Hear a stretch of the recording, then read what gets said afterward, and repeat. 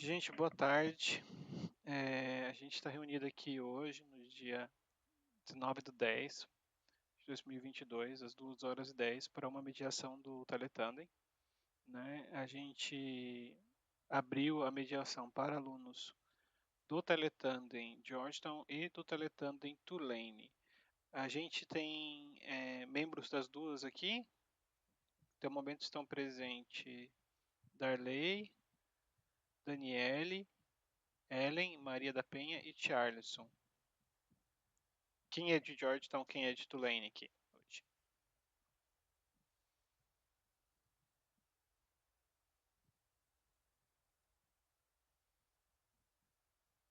Pronto, Daniele é de Tulane, Charleson de Georgetown, Penha de Tulane e Clarice de Georgetown. Então a gente está bem esparramado já, né? Então a gente tem experiências diferentes. Gente, eu vou pedir para vocês me informarem quantas interações vocês já fizeram até o momento. Eu sei que a gente está fazendo um controle no grupo de Tulane, eu pedi no grupo de Georgetown também, mas só para a gente saber mais ou menos onde a gente está com todo mundo. 2, 3, a Penha fez uma só, Darley fez 2. Tá. Então aí a gente tá. As interações vão até dezembro, né? Mas é bom a gente ter uma constância, né? De tentar manter pelo menos uma interação por semana, entendeu? Que aí. E aí, por exemplo, no caso da Maria, ela vai precisar repor 2 interações aí, 2 encontros em 2 outros momentos, né? Então, está um pouquinho para trás, a gente precisa ir suprindo isso, tá? Vamos começar então primeiro com, pronto, com alguns informes apenas e aí a gente já abre para discussão, né? Gente, a gente está agora já na metade de outubro, né? A gente vai entrar novembro aí e dezembro. Então, até o comecinho de dezembro, eu acho que a gente consegue terminar as interações tranquilamente, né? Só que eu queria, justamente essa a minha preocupação, é que a gente não tem uma disparidade em relação ao cronograma que fique muito grande, né? Porque aí você prejudica o seu próprio desenvolvimento também. Então é importante igual, né? Se a gente está com algum problema nas interações, já comunicar para a gente buscar algumas trocas aí, comunicar a Megan, comunicar ao Michael e ver essas possíveis soluções, né? É, Dentro de Georgetown, o pessoal que está em Georgetown, por exemplo, quais obras vocês estão discutindo no momento, seguindo o cronograma?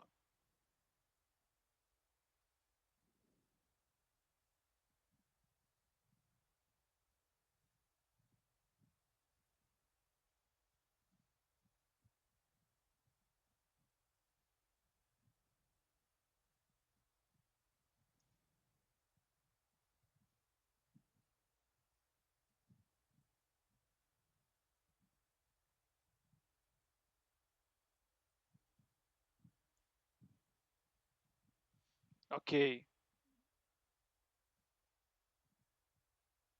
Então, na dualidade agora do Machado e da Alice Munro.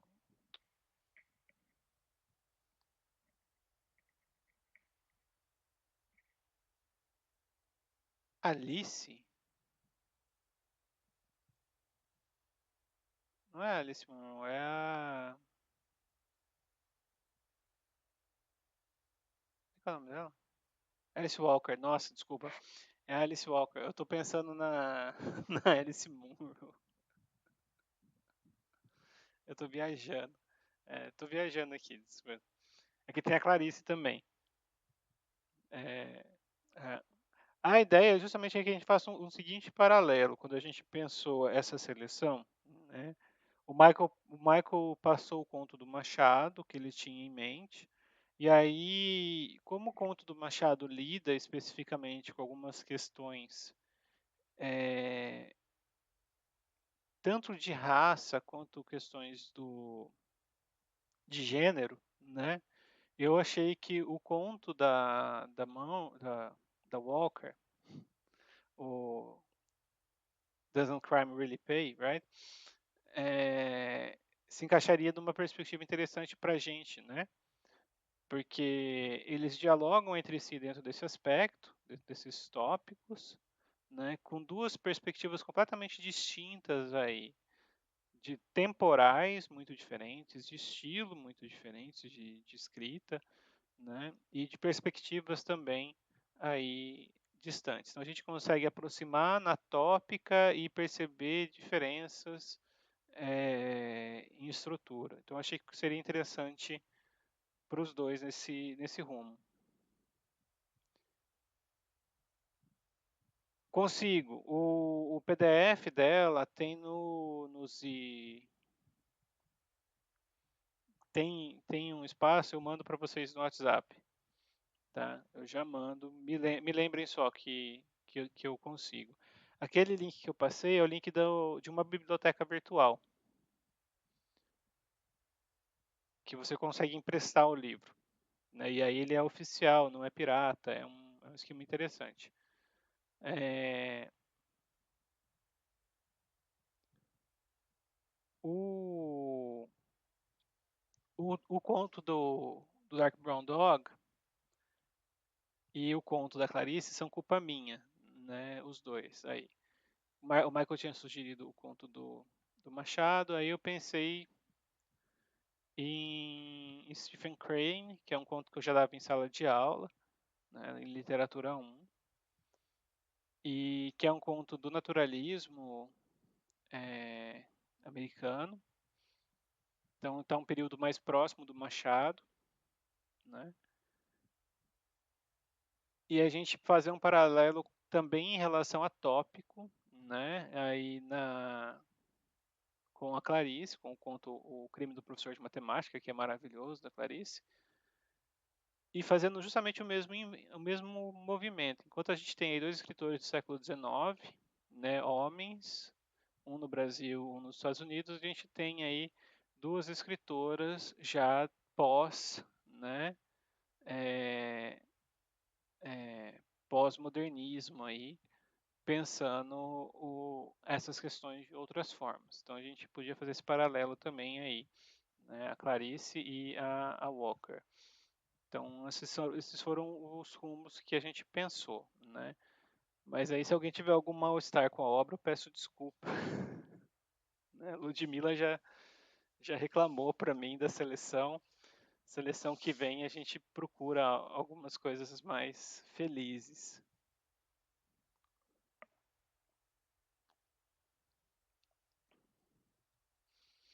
Tudo bem, Tomás, tranquilo. E sobre Tulane, a gente tem passado alguns tópicos para vocês. Os tópicos têm ajudado, né, aqueles tópicos da Megwin ou não? Os tópicos conversacionais.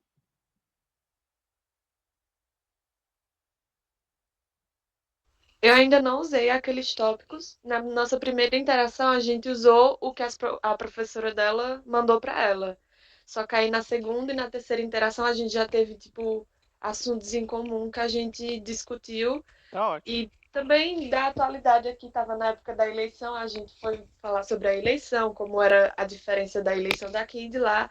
Então a gente não, por enquanto, não precisamos do tópico. Tranquilo.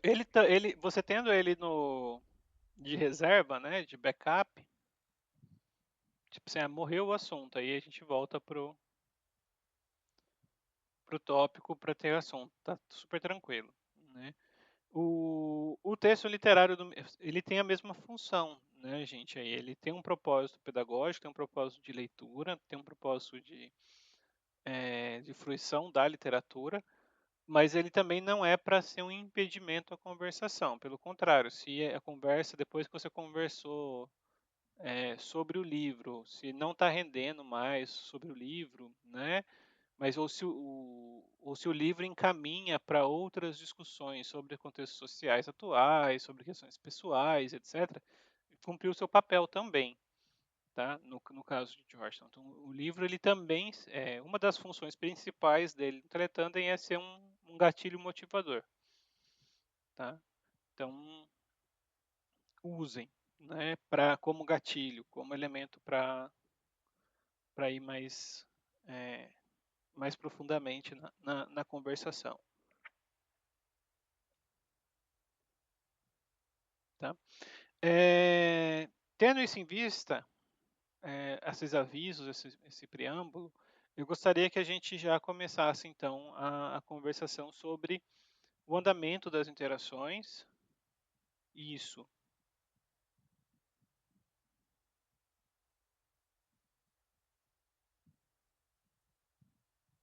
tranquilo,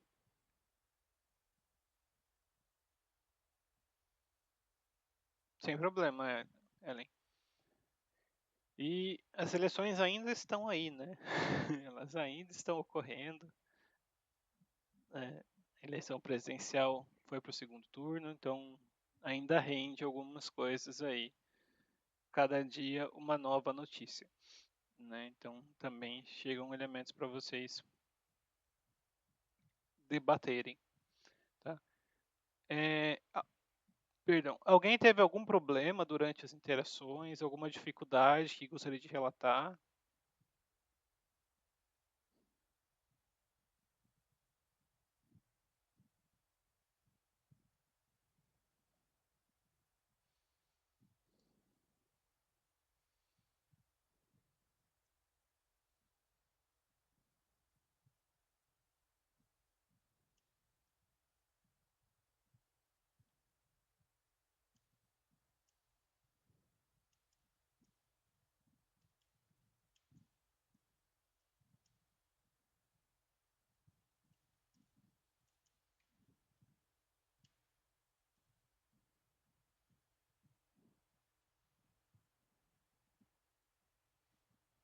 Não, todo mundo está fluindo tranquilamente. Beleza. Gente, vocês estão conseguindo fazer a troca ou a alternância, no caso aí, da língua inicial? Né? Por exemplo, a primeira interação começa com português, a segunda interação vai começar com inglês.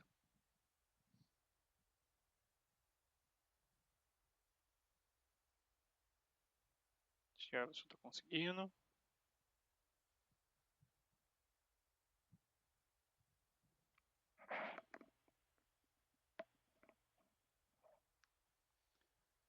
Clarice, sim, a gente sempre vai revisando esse quesito. Uma semana começa com português, na outra com inglês. Beleza. Perfeito. Vocês estão conseguindo fazer alternância, então. Vocês estão conseguindo preencher o relatório? O relatório foi encaminhado para vocês ou não? Como está a produção do relatório?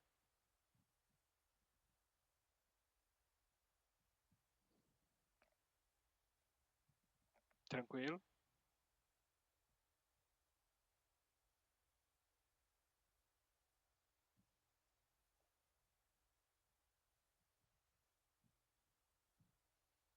Ok. Beleza. Tranquilo, perfeito. É, algum outro, só uma outra ponderação para realizar entre vocês. Tá? Eu tenho duas perguntas especificamente. Né?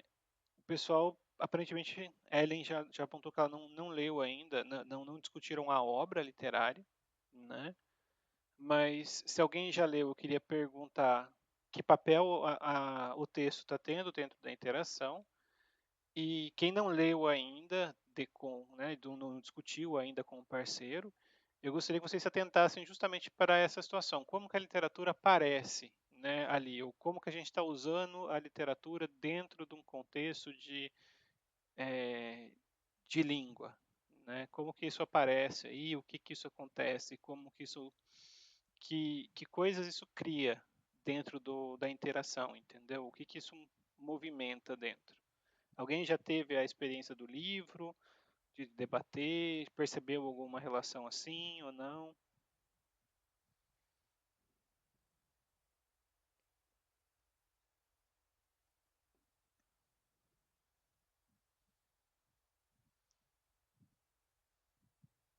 por exemplo, ou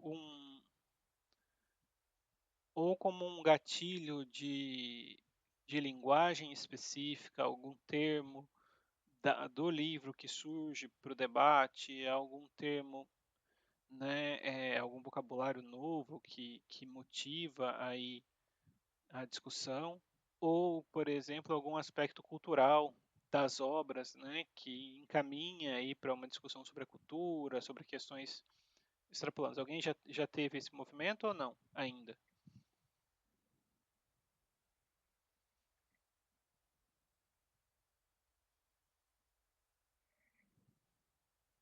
Charleston? É, como eu havia dito, no primeiro encontro foi sem levar em consideração as leituras, para a gente se conhecer mais, conversar sobre cada um sobre si. Mas já o segundo encontro, como eu não tive, como a menina falou aí, eu não tive como ler o conto lá da mulher, da Alice Walker.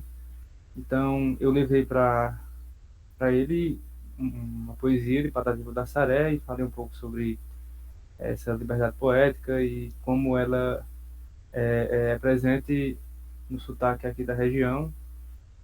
Com, com isso, né, da mesma forma, ele me trouxe uma poesia da região, do país dele, e falou como aquela poesia era influente não só na região dele, mas em todo o país.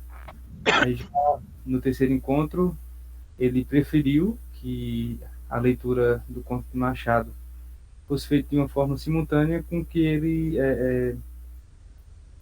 aprendesse vocabulário, né? Ele falou que era mais confortável para ele aprender vocabulário sendo corrigido ali na hora, mas isso sempre levava questões como palavras que antigamente eram usadas e não são usadas mais, como eu coloquei lá no, no Excel a palavra patuscada, que nem eu sabia direito o que, é que significava. E aí, tempos verbais como empregá-lo-ia, empregara anteriormente, esses tempos que são usados mais na literatura do que na língua em qualquer região daqui em si, né?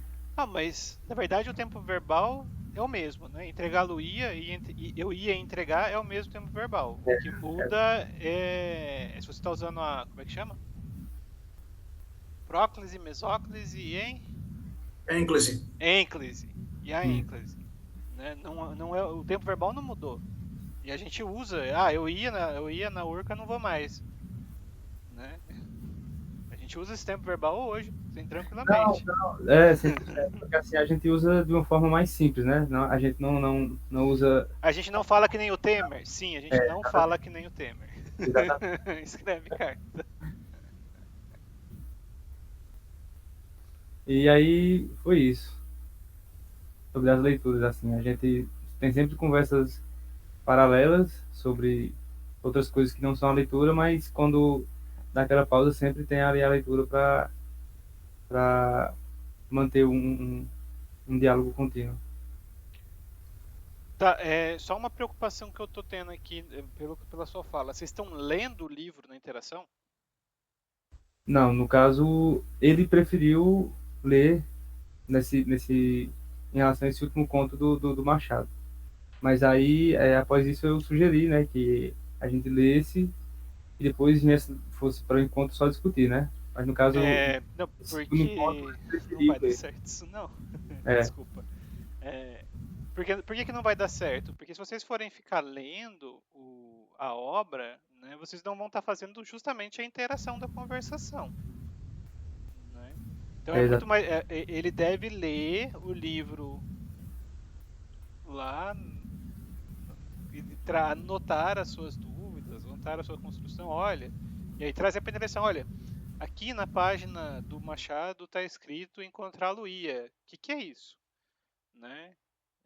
Vocês falam assim, ele não ouviu o brasileiro falar, né? Aí você mostra a carta do Temer para ele, né? Aquela carta que virou um meme, né? É verdade esse bilhete. E e mostra para ele, olha, a gente ainda tem algumas pessoas que fazem esse uso dentro de alguns contextos formais, né? Mas não é o uso do português, não é como o português é usado no dia a dia. Mas eu acho que é furada vocês ficarem lendo mesmo a obra dentro da interação. Eu acho que vai matar, assim, não só a interação, como a felicidade de vocês. É, com certeza. Eu também não.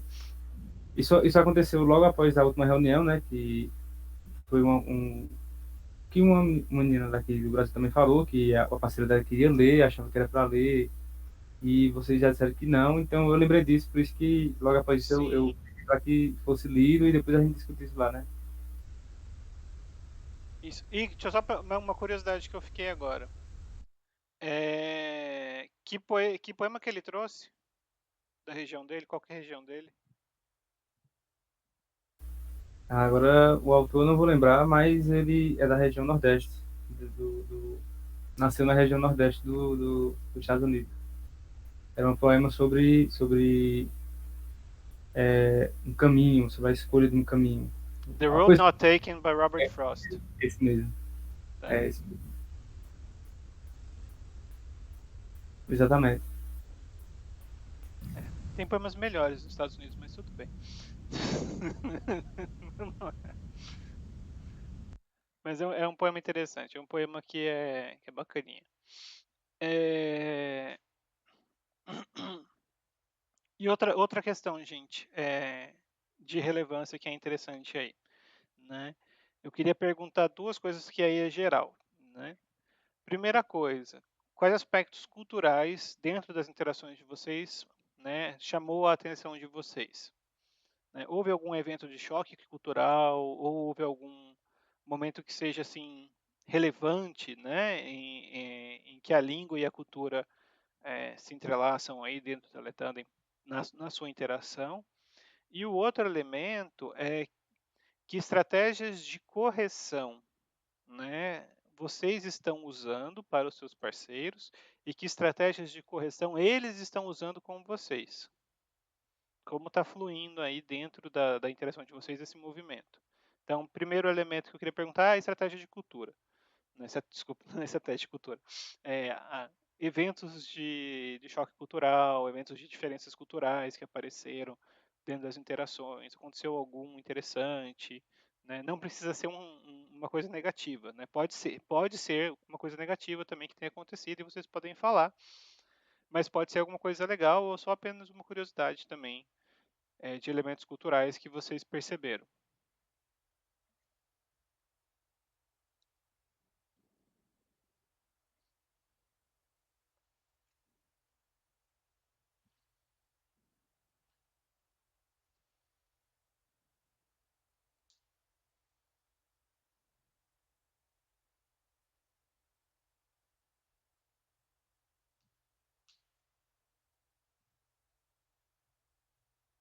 Gente, alguém? Ninguém teve nenhum momento cultural? Esse momento do Charleston, por exemplo, que o Charleston falou sobre o Patativa e sobre o Robert Frost, são trocas culturais. Né? O Charleston usou o Patativa para falar tanto de um poeta local aqui da região, quanto de como essa poética está entrelaçada com o modo como a gente fala, né? Com o dialeto daqui, né?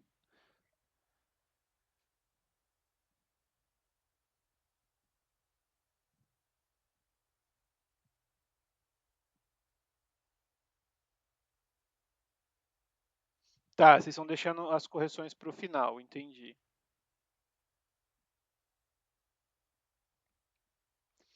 Isso, o, o exemplo que eu dei é um deles, tá, Daniele? Por exemplo, essa relação dos poetas importantes para a região. Como o Patativa é um tesouro aqui, né? E para o interagente dele, o Robert Frost, lá para o nordeste dos Estados Unidos, é esse grande poeta canônico, né?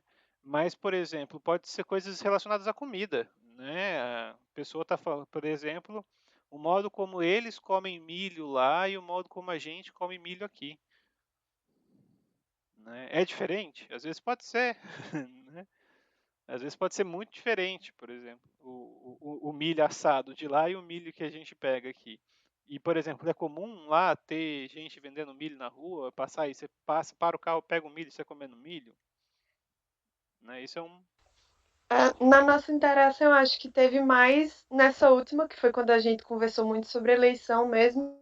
E ela é mexicana, então ela falou sobre como era no México também lá. E ela falou que eu não sabia que lá também é por papel, as eleições também não são obrigatórias. Então, quando eu falei para ela, aqui no Brasil é obrigatório a gente votar, ela ficou tipo, que não sabia que era assim, como é que funciona. E aí ela teve, acho que foi mais a troca cultural, mais ela é mais tipo do Brasil para ela, sabe? Uhum. Tipo, ela perguntou muito como eram as eleições aqui, como era questão de lei, essas coisas, como era no dia. E aí eu fui explicando para ela também. E aí, quando tinha uma diferença muito grande, ela dizia: ah, não, no México não é assim, acontece dessa forma. Então, tipo, foi bem nesse aspecto de como era o dia das eleições lá e como era aqui. Aqui, tipo, tinha essa obrigatoriedade mesmo, questão de cidadania, essas coisas, enquanto que lá era um dia normal para eles, enquanto que eles tinham que votar e acabou. Não era uma coisa, assim, do jeito que ela fala, não era uma coisa tão grande quanto é aqui no Brasil no momento que a gente tá agora. Então eu tive, tipo, esse choque, assim, um pouquinho grande na hora que a gente tava conversando. A minha pergunta, então, é a seguinte, porque eu não entendi uma coisa só. Dá a impressão para ela, estrangeira, de que é muito grande porque a gente é obrigado por lei a votar, ou pelo contexto de acirramentos das diferenças polares, né, das polarizações que a gente tem no Brasil aí, a gente tem dois lados muito distintos e, e muito, como eu posso dizer assim, sedimentados nas suas opiniões, né? Então, quem está de um lado não dificilmente vai mudar para o outro lado. Então, é uma cisão muito bem visível. E aí você tem um acirramento ainda é, dessas questões, né? Principalmente porque um dos lados aí está matando o outro lado em alguns casos, né? Então a gente tem problemas maiores. Mas aí é por isso especificamente, é o contexto atual do Brasil que é bem problemático, ou é por uma coisa que a gente já faz desde sempre, que é ser obrigado a votar. Assim, pela nossa conversa, o que deu para entender que ela achou assim bem diferente foi justamente pela forma como é feito e pelas eleições, não só agora, serem meio que tratadas como um evento, sabe? Porque é o dia todo de eleições, a gente já recebe o resultado no dia, então é tipo meio que o dia inteiro voltado para aquilo. Os jornais falam daquilo, a gente já recebe no dia, enquanto que lá ela vota nos Estados Unidos e no México, se eu não me engano. Então, é uma coisa que passa por semanas, passa muitos dias para poder, tipo, acabar, sabe? Então, já é uma coisa mais demorada, enquanto que aqui é um dia inteiro de um evento, sabe? Mais ou menos assim. Não é nem pelo contexto de agora. Entendi. A gente começou conversando sobre como eram as diferenças, eu expliquei para ela que a gente estava em período eleitoral e tal. E aí ela já tinha uma ideia do que era que estava acontecendo, ela sabia quais eram os candidatos, que tinha essa polarização. E aí só depois foi que a gente foi falar das questões ideológicas mesmo do contexto de agora. Mas para começar a gente foi falando como era que acontecia em cada país. E aí por isso que teve essa diferença. E também porque eu não sei, tipo, nada do México. Então tudo que ela falava para mim do México, achava, nossa, que interessante, não sei o quê. Porque eu também não sabia que lá era a votação em papel. Tem muita gente, tem muito país que é extremamente atrasado, né, nesse sentido. Por que demora semanas? Porque as pessoas têm que contar um papel por um papel. Pois é. Aí eu tive até uma dificuldade de explicar para ela e de achar uma palavra equivalente para, tipo, urna eletrônica. Eu fiquei tipo, electronic tool. sabe? Tipo uma ferramenta É, eletrônica. como é que eles falam? Quando vai colocar no. Coloca no. É ballot? Não, ballot. Como é que é? Pois é, esse vocabulário eu tive um pouquinho de dificuldade, porque eu nunca falei nem tive contato muito com esse tema em inglês. Então, tipo, para falar urna, para falar não sei o que eleitoral, o título de eleitor, eu fiquei, meu Deus, como é que eu vou explicar isso para ela? Então, eu ia procurar por sinônimos, sabe? Sim, mas A é palavra isso mesmo. específica. Mostra. Usa o Google Imagens, mostra a nossa urna mesmo. Entendeu? Usa descrições. Where you put the paper when you vote, but it is Sim, ela electronic. perguntou como era a urna, aí eu tive que, tipo, descrever mesmo. Ah, um negócio branco com a tela, uns tecladinhos do lado, ia dizendo como é que ia aparecendo. Ela perguntou muito sobre, então acho que foi, tipo, uma diferença cultural bem grande nesse aspecto. Mas e é bem interessante ver o choque mesmo, né? E eu acho surpreendente, porque tipo, é uma das coisas que o Brasil está super na frente de vários outros países, é um negócio, assim, 1000 vezes melhor, e tem uns loucos do caralho querendo voltar para papel, né? Como se papel não fosse mais fácil de falsificar do que a urna eletrônica. Ai, ai, mas é. Mas uma coisa legal. E aí as estratégias de correção. A Ellen falou que a estratégia de correção dela está sendo ao final. Vocês estão fazendo isso também ou vocês estão já fazendo a correção parcialmente quando vai indo, quando termina uma língua, fazendo aquela correção que é indireta na repetição da palavra, né? A pessoa fala a palavra errada, você de forma errada e você tal palavra, né? E você já fala a palavra, né? Tipo, e vai corrigindo. Como é que vocês estão fazendo?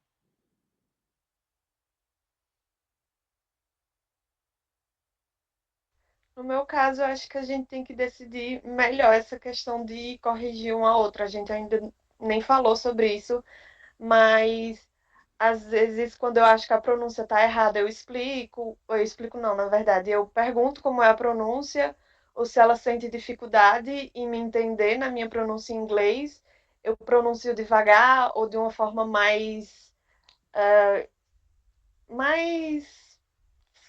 tipo, se eu falar electronic tool, e aí ela não entender a palavra tool, eu falar tool, para ver se dá uma diferença na entonação. E aí ela entender. Ela também pergunta muito porque ela está estudando português agora na faculdade, então ela pergunta como é a pronúncia, se é essa palavra. A gente também fala a palavra em inglês ou em português, caso a gente não lembre a tradução, e aí a outra vai e diz, ah, essa palavra, ou pode ser essa também. Mas aí acho que a gente pode especificar melhor em questão de corrigir uma a outra, provavelmente no final, depois da conversação em uma língua. Bacana. Charles, como está sendo feita a sua correção? No meu caso, a gente está corrigindo de modo simultâneo. Por exemplo, eu falo uma frase sobre alguma coisa, ou ele, e após terminar essa frase, esse assunto tendo sido concluído, aí a gente faz uma correção e usa de exemplos, imagens mesmo. A gente usa muito imagens, compartilha muito a tela assim. E isso tem dado certo porque a correção ainda fica dentro do assunto, né? Eu acredito que Uhum. para a gente, após terminar a conversação e corrigir um assunto lá do começo, a gente ia absorver menos do que estando ali, terminou o assunto, aí já dá aquela corrigida, volta o assunto de novo. Tem dado certo, assim. Bacana. Ô Daniel, toma cuidado com uma coisa que eu pensei agora, que você estava falando que sua parceira é mexicana, né? Cuidado com o português dela, porque ela provavelmente vai ter muita interferência do espanhol no português. Sim, Sim, eu já estava pensando justamente que na próxima interação eu ia pontuar isso, porque tem uma palavra que ela fala muito que eu não sei a tradução para português, que é cambia.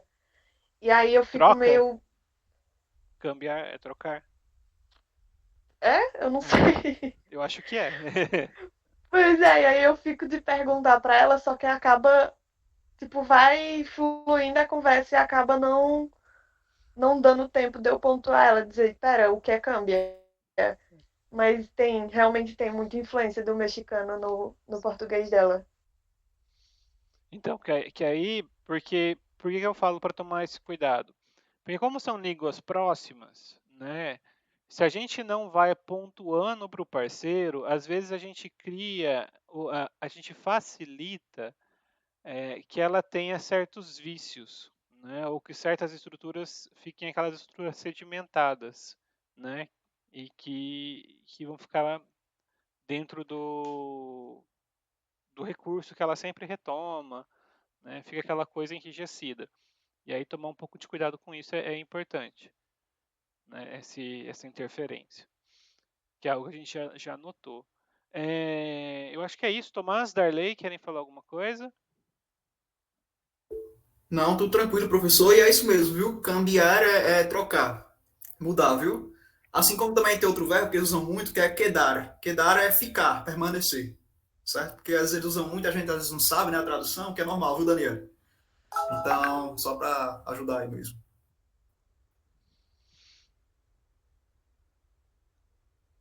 Darley quer adicionar alguma coisa? Não? Tranquilo. Gente, eu acho que é isso então. Eu queria agradecer a vocês. Se vocês tiverem alguma dúvida ou algum problema ao longo das interações, usem o WhatsApp. Se vocês estiverem precisando de alguma ferramenta, podem usar. O Darley está escrevendo um artigo justamente sobre o uso do WhatsApp, né? E ele tá sendo orientado mais pela Ludmilla do que por mim. Mas os dados que eu já notei, que a gente conversei com a Ludmilla, né, que a gente percebeu, é que o grupo dentro do WhatsApp, ele é muito pouco usado por vocês, né? Ou seja, assim, quem normalmente é sempre uma mensagem que vem da gente para vocês e não tanto de vocês para a gente. Então, se vocês têm uma dúvida, ou se surgiu algum problema, ou se precisa de alguma coisa, usem o grupo mesmo, viu? Podem acionar o grupo, o Darley, a Vanessa, né? A equipe está lá, quando eu consigo também respondo. E aí a gente tenta criar uma rede de informações mais interessante para vocês, tá? Tomás? Opa, deixa eu ver se eu consigo ligar a câmera aqui, porque eu não gosto de falar com vocês sem a câmera estar ligada, não. Só um segundo. Tá ligando. Só um aviso mesmo, professor, certo? Pessoal, primeiramente, boa tarde, eu não dei boa tarde pro pessoal. Só para avisar que caso vocês conheçam mais alguém que queira participar do Teletânia, nós estamos, né, professor, com uma nova turma, né, de Esqueci George. disso. Então, só para lembrar aí, não, tranquilo. Só para lembrar, tá certo? Porque nós temos 9 vagas, tá certo, pessoal? E uma novidade também, agora só para essa turma.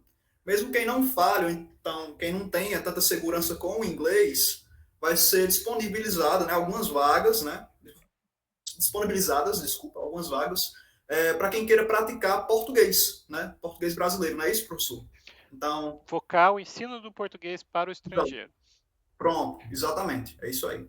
Então, mesmo assim, que vocês conheçam alguém que esteja iniciando, ou então não tenha tanta coragem, né, de assim, de falar, né, tomar a iniciativa de falar inglês durante meia hora, como vocês já fazem, então vocês podem indicar, porque já é uma boa forma até mesmo da pessoa querer participar, né, futuramente, de um Teletanda em inglês, né. Então, é uma oportunidade muito boa que surgiu agora, e a gente conta com a ajuda de vocês para divulgar, né, para que o nosso projeto continue, né, em andamento e crescendo cada vez mais. Era só isso mesmo. Espero ter contribuído. É, obrigado, Tomás. É isso mesmo, gente. Ajudem a gente a divulgar. Só uma coisa antes da gente encerrar. Queria lembrar o nome aqui, eu fui procurar no dicionário, no glossário. Ballot é o papel, né, que você coloca no seu voto para votar, e o ballot box é a urna. Né? Então seria electronic ballot box. Uma coisa mais ou menos assim, o termo. Viu? Então é isso, gente. Muito obrigado a todos. Tenham uma boa semana e tenham boas interações. Abraço para vocês. Deixa eu encerrar aqui a gravação.